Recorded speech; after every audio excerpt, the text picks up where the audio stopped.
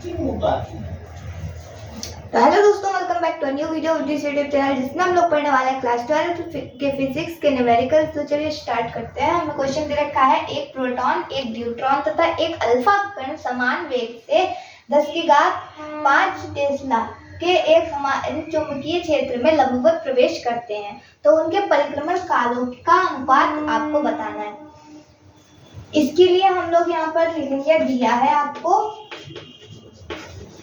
b का मान 10⁵ Tesla, ठीक, जिसका कोई भी यहाँ पर इस क्वेश्चन में यूज ही नहीं होना है। खैर, आपको परिक्रमण काल जो होता है कण का वो आना चाहिए। t बराबर होता है 2πm/qb। ये फॉर्मूला आपका यूज होगा इस पूरे क्वेश्चन में। तो यहाँ पर हम लोग जब ये प्रोटॉन के लिए निकालेंगे टाइम, तो कितना हो जाएगा 2πm p लिख देंगे यहाँ पे। क्यों? क्योंकि ये प्रोटॉन के लिए है, अपॉन में qp और b,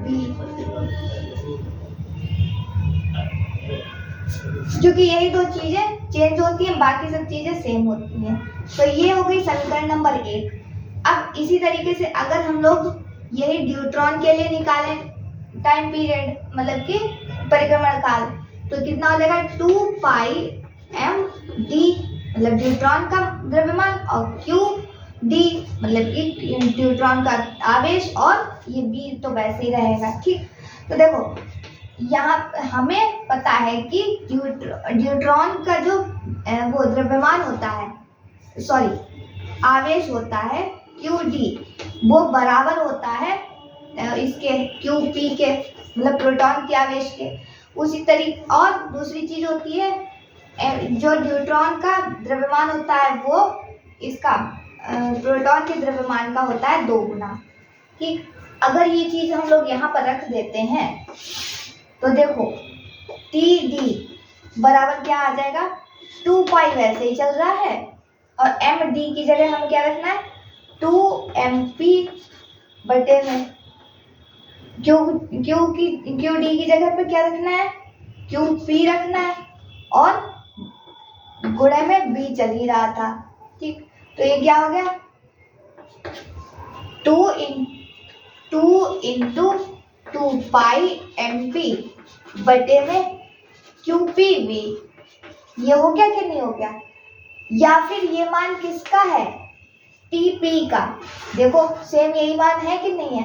तो इस तरीके से हम लोग td मतलब कि न्यूट्रॉन का परिक्रमण काल बराबर रख सकते हैं 2 गुना tp के, ठीक। अब उसके बाद में तीसरी चीज आती है अल्फा कण।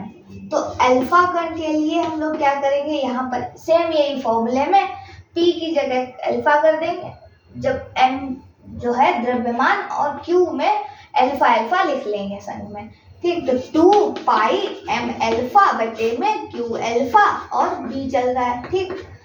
तो क्योंकि हमें पता है कि m अल्फा बराबर होता है 2 गुना mp के, और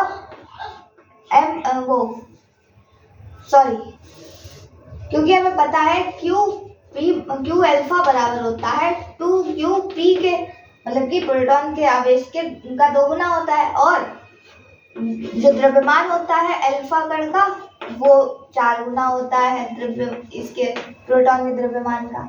तो हम लोग जब ये मान यहाँ रखेंगे तो t अल्फा बराबर 2 गुना पाई गुना m अल्फा का मान रखेंगे 4mp, और बटे में q अल्फा का मान 2qp रखेंगे, और b संग में चल रहा है, ठीक। तो यहाँ से 2 से 2 कैंसिल हो जाएगा, बचा 4 को हम लोग 2 × 2πmp बटे में qpv लिखेंगे, ठीक। तो जिसका मान क्या हो जाएगा, t अल्फा था, और t अल्फा बराबर इस तरीके से हम लिख सकते हैं, यह बराबर है 2 गुना tp के, ठीक।